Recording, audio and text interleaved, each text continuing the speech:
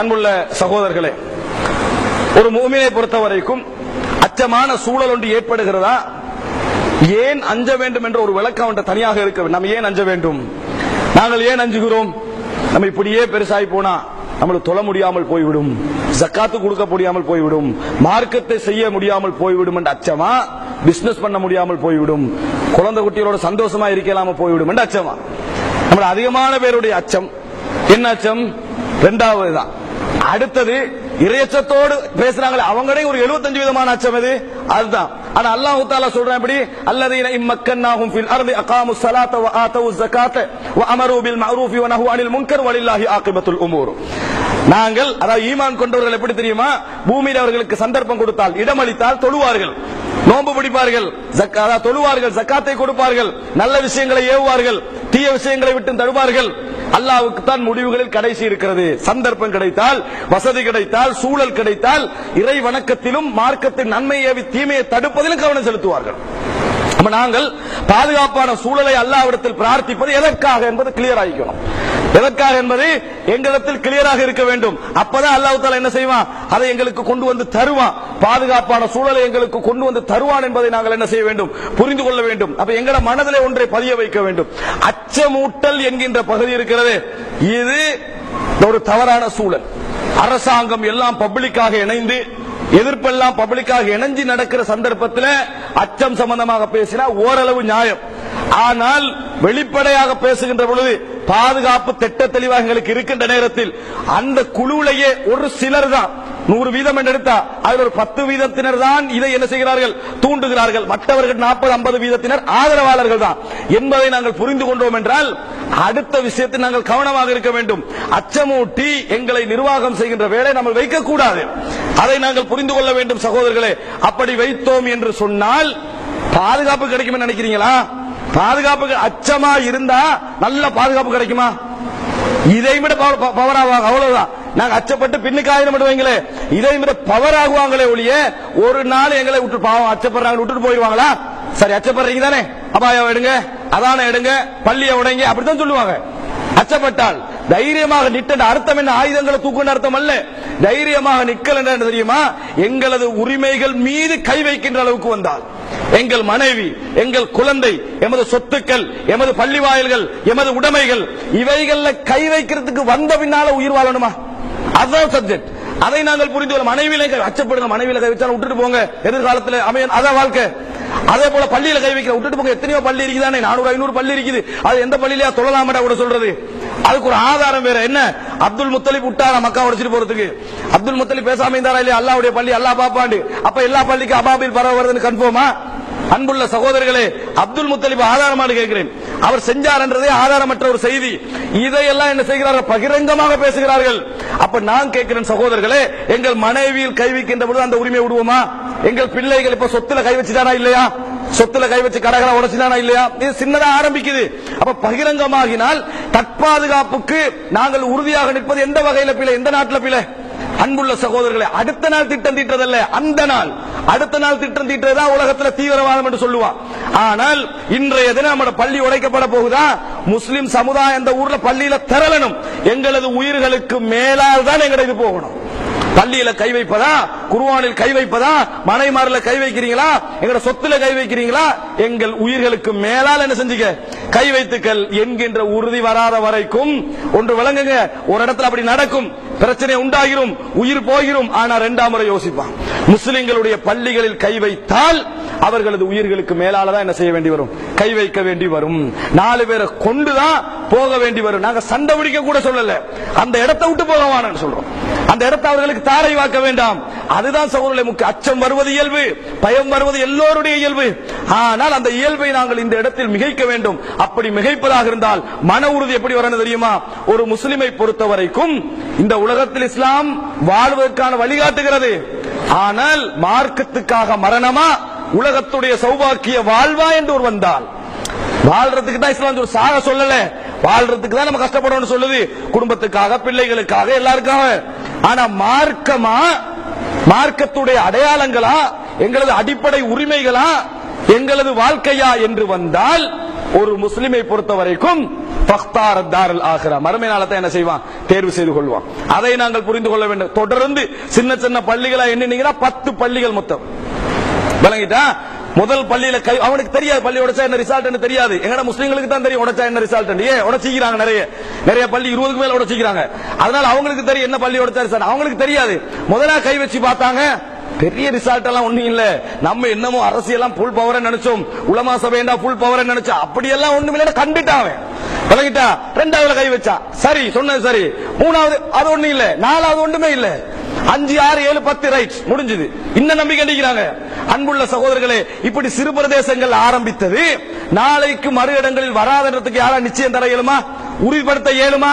அன்புள்ள சகோதரர்களே, அதற்காக வேண்டி குழுக்கள் ஆரம்பிக்கும் சொல்லல.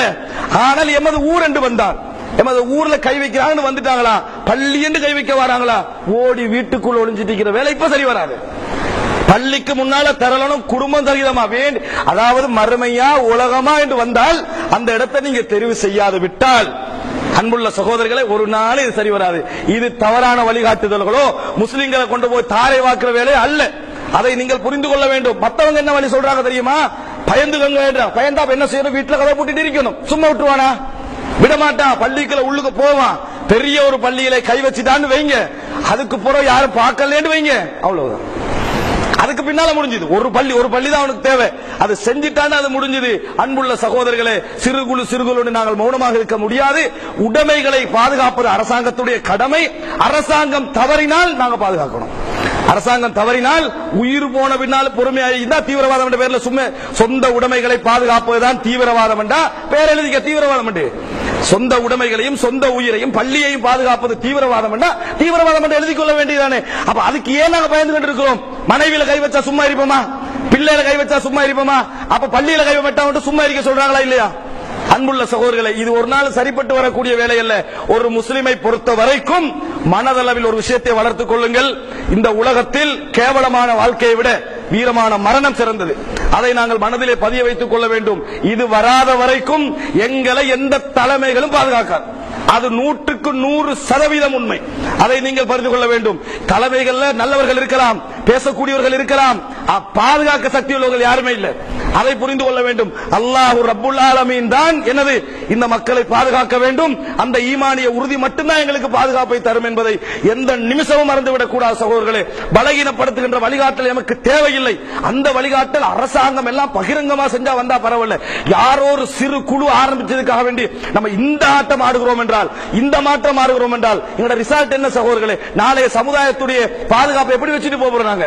இன்றைக்கு ஆரம்பிக்க இப்படி இது தொடர் 50 வருஷத்துக்கு தொடர்ந்து வைங்களே, அந்த சின்ன பிள்ளைகளுடைய எதிர்காலம் எப்படி இருக்கும்? பயந்தவர்களாக பெற்றோர்கள் அப்படித்தான் கண்டிக்கிறாங்க. அவங்க அடக்கப்பட்ட பெற்றோர்களாக கண்டிருக்கிறார்கள். இது மாற வேண்டும் சகோதரர்களே.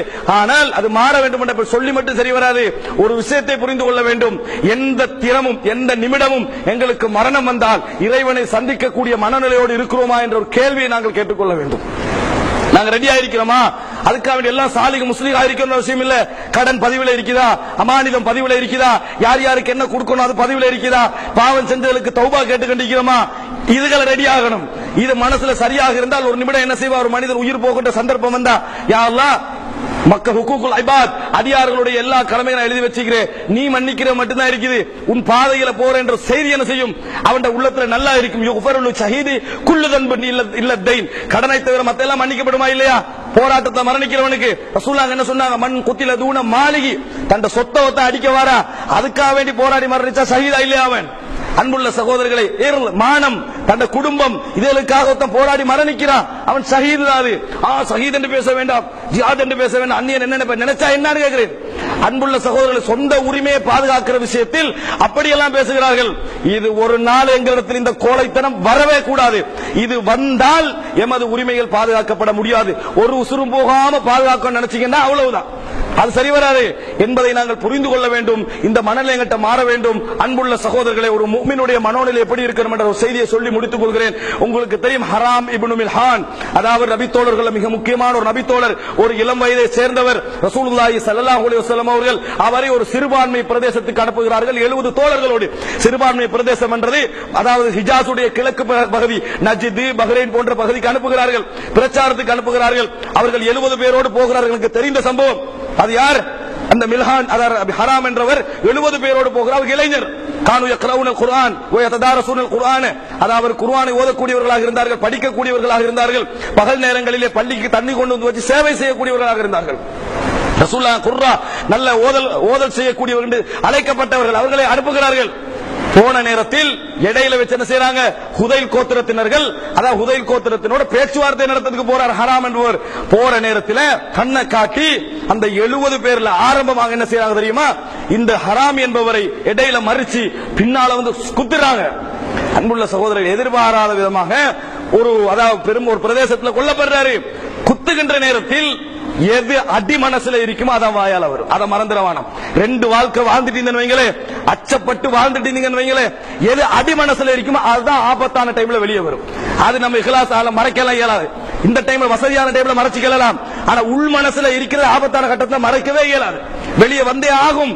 அன்புள்ள சகோதரர்களே, அந்த கட்டத்தில் குத்தின உடனேயே, அவர் குத்தினவர் யாருன்னு காணவும் இல்ல, எதுக்கு குத்தினாருன்னு தெரியாது, தூதுவராகவும் இருக்கிறார், யுத்தத்துக்கு போகவும் இல்ல, பிரச்சாரத்துக்கு போனவர். குத்தின உடனே அவர் என்ன செஞ்சார் தெரியுமா, அதாவது ரத்தம் வடிகிறது. ரத்தம் வடிஞ்சது எப்படி எடுத்தாரு, எடுத்து தலையெல்லாம் தேய்ச்சாரு. ஃபுஸ்து ரப்பில் கஅபாண்டாரு, கௌபாவுடைய இறைவன் மீது சத்தியமாக நான் வெற்றி அடைந்து விட்டேன். என்ன வார்த்தை சகோதரர்களே, எங்கிருந்து வந்த வார்த்தை, யாரை பிரிகின்ற வார்த்தை, சிறந்த நபியை பிரிகின்ற வார்த்தை, சிறந்த நபி தோழர்களை பிரிகின்ற வார்த்தை, ஈமானிய உறுதி மிக்கவர்களை பிரிகின்ற வார்த்தை. பலகீனமான ஒரு சமுதாயத்தில் அடை இருந்தீங்க 2 வருஷத்துல எப்படி இந்த நாடு வெற்றியா இல்லையா என்று நினைக்கக்கூடிய ஒரு வார்த்தை. ஆனந்த நபி சொன்னார், தோழர், கௌபாவுடைய இறைவன் மீது சத்தியமாக வெற்றி பெற்று விட்டேன், யா அல்லாஹ் நபிக்கு எத்தி வைத்து விடு, நாம் உங்களை அல்லாஹ்வை பொருந்திக் கொண்டோம் என்ற செய்தியை நபிக்கு எத்தி வைத்து விடு, நாம் அதாவது அல்லாஹ்வை பொருந்திக் கொண்டோம் என்ற செய்தியை எத்தி வைத்து விடு என்று மரணித்தார்கள். கொண்டவன் கத்தியை வாழ வச்சு என்ன சொல்றான் தெரியுமா, நான் தானே வெற்றி பெற்றேன், நான் தானே கொண்டேன், இவர் ஏன் இப்படி சொல்லணும். அப்ப சொல்றாங்க, முஸ்லிம்களிடத்தில் இப்படி கொல்லப்பட்டால் அது ஷஹாதத், அவர் சொர்க்கவாதி என்பதற்கான அடையாளம் என்று சொன்னவுடன் வீசிவிட்டு போய் நபி அவர்களிடத்தில் இஸ்லாத்தை ஏற்றார்கள். உறுதியில் தான் இஸ்லாம் வளருமே ஒழிய கோழைத்தனத்தில் வளர, எங்களை யாரும் கோழைத்தனத்துக்கு உண்டாக்க வேண்டிய அவசியமே இல்லை. அன்புள்ள சகோதரர்களே, இன்று வரைக்கும் உங்கள் குழந்தைகளுக்காக, உங்கள் மனைவிக்காக, உங்கள் வீட்டுக்காக யார் கஷ்டப்படுறாங்க, தலைமைகளா? நீங்க தான் கஷ்டப்படுறீங்க. பாதுகாக்கிறதுக்கு நீங்க தான் கஷ்டப்படணும், பாதுகாப்பதற்கும் நீங்க தான் கஷ்டப்பட வேண்டும். அல்லாஹ் தஆலா எங்களுக்கு என்ன செய்வான், அந்த வளர்ச்சியை தருவான். பயங்கர சூழல் பயங்கரம் தான், ஆனால் பயங்கரத்தை மிகைக்கின்ற அளவுக்குரிய ஈமான இறைவனிடத்தில் கேட்க வேண்டும். சகோதரர்களே, கடைசியாக இன்னொரு செய்தியை சொல்லி முடித்துக் கொள்கிறேன். ஹுபைப் உங்களுக்கு தெரியும், அவரும் ஒரு சிறுபான்மை நாட்டுக்கு கடத்தப்படுகிறார். கடத்தப்பட்ட நேரத்தில் அவர் கைதிகள் மான்ஸ் போடப்பட்டிருக்கிறார். இந்த மான்ஸ் போடப்பட்டிருக்கிற நேரத்தில் அடிக்கடி கேட்பாரு, அந்த வீட்டில் உள்ள பெண்மணிட்ட எப்ப மரணம், எப்ப மரணம், எப்ப மரண தண்டனை கேட்பாரு. அப்ப ஒரு நாள் சொன்ன, இன்றைக்கு உங்களுக்கு மரண தண்டனை அப்படி என்று சொன்னேன். அவரது முகத்தில் எந்த பயத்துக்குரிய அடையாளத்தையும் நான் காணவில்லை. எந்த பயத்துக்குரிய அடையாளம் எப்ப வரும் சகோதரர்களே, இந்த உலகத்தை விட நாம் மறுமை நாளை நம்பக்கூடிய மக்களாக வந்தால்தான், இறைவனுடைய சந்நிதியுடைய நிம்மதி எமது உள்ளத்தில் பதிந்தால்தான் வரும். காணவில்லை. அவரை மரண தண்டனையில் ஏற்றுகின்ற அந்த நேரத்தில் அவர் சொல்லுகிறார், 2 ரக்காத் சுருக்கமா தொழுகிறாரு. ஏன்னா சுருக்கமா தொழுதேன் தெரியுமா, நான் அஞ்சித்தான் நீட்டமாக தொழுகிறேன் என்று நீங்க நினைக்க கூடாது என்பதற்காகத்தான் அப்படி தொழுது என்றாரு. மரத்துல ஏற்றப்படுறாரு கொல்லப்படுறதுக்கு. இந்த நேரத்தில் முகமது இங்கே இருப்பதை விரும்புகிறீரா? முகமது இருக்கின்ற இடத்தில் முள்ளு குத்துப்படுவதை கூட நான் விரும்ப மாட்டேன். அன்புள்ள சகோதரர்களே, இது அச்சம் கோழைத்தனம் அல்ல, இதை நாங்கள் புரிந்து கொள்ள வேண்டும். அன்புள்ள சகோதரர்களை, கொல்லப்படுகின்ற நேரத்தில் துஆ செய்தார், அல்லாஹும்ம அஹ்ஸிஹிம் அததா வக்துல்ஹும் பததா வலா துப்கி மின்ஹும் அஹதா. யா அல்லாஹ் எண்ணிக்கொள், கொலை செய்றாங்களே இவர்களை எண்ணிக்கொள், யாரையும் மெஞ்ச வைத்து விடாதே, அனைவரையும் அழித்து விடு என்று சொல்லிவிட்டு மரணித்தார். அன்புள்ள சகோதரர்களே, இறைவனோடு நம்பிக்கையோடு இருந்தார்கள். ஆனால் கிடங்கு வாசிகள் இருக்கின்ற காலத்தை எங்கள் தலைமைகள் இருந்திருந்தால் என்ன சொல்லியிருப்பார்கள், அனைத்து முஸ்லிம்களையும் கடலுக்குள்ள போட்டுட்டாங்களே, பொறுமையா செயல்பட்டீங்களாமா இல்லையா என்று சொல்லிப்பாங்களா இல்லையா? இப்ராஹிம் அலைஹிஸ்ஸலாம் தனி இருக்கிற நேரத்தில் நெருப்புல போடப்பட்டாரு, அடே ஒரே ஒரு ஆள் தான் இருந்தார், அந்த ஆளை நெருப்புல போட்டீங்கன்னு சொல்லிப்பாங்களா இல்லையா? அன்புள்ள சகோதரர்களே, இது பிழையான வாதம். நாங்கள் மாற வேண்டும். நல்ல தலைமைகளை நான் இங்கே குறை சொல்லவில்லை, முயற்சி செய்கின்றவர்களை குறை சொல்லவில்லை, அறிவுபூர்வமாக வழிகாட்ட முயற்சி செய்கின்றவர்களை குறை சொல்லவில்லை. ஆனால் எங்களை அச்சமூட்டுகின்றவர்களை மாத்திரம் நான் சொல்லுகிறேன், எங்களுக்கு அச்சம் தேவையில்லை. மரணம் அல்லது வாழ்வு, அல்லாஹ்வுக்காக வேண்டிய மரணம் என்றால் நாங்கள் தயாராக இருக்கிறோம் என்ற மனநிலையை எங்கள் பொதுமக்களுக்கு மத்தியில் பதிவு செய்யுங்கள். பதிவு செஞ்சா தலைமைகள் தான் முன்னுக்கு போய் நிக்க வேண்டியிருக்கும், அதனால பயப்படுறாங்க. அன்புள்ள சகோதரர்களே, அப்படி அல்ல, அப்படி தயாராக வேண்டும். அல்லாஹ் ரப்புல் ஆலமீன் எம் அனைவரையும் அவரது மார்க்கத்தில் எந்த ஒன்றையும் விட்டுக் கொடுக்காமல் அதே நேரத்தில் நல்ல முறையில் வாழக்கூடிய நல்ல பண்புள்ள மக்களாக அல்லாஹ் என்னையும் உங்களையும் ஆக்கியல் புரிவானாக, எமக்கு உறுதியை தந்தல் புரிவானாக.